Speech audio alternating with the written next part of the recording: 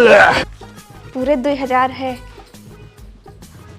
अच्छा ये बताओ 2000 रुपए रखे हो? ना ही यहाँ जहर खा के पैसा नहीं ना।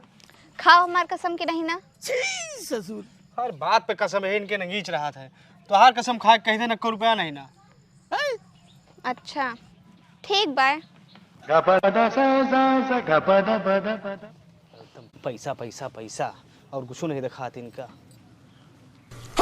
अरे यार थैले में 2000 रखे हैं, निकाल के रखी भाई।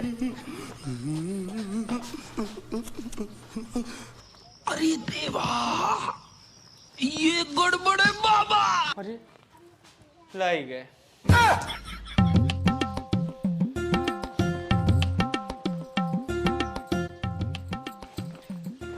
ए हाँ हमारी जैकेट से पैसा निकाली में 2000 नहीं तो खाओ हमार कसम नहीं निकाली है। तोहार कसम हम तोरे जैसे आज तक 1 रुपया नहीं निकालें।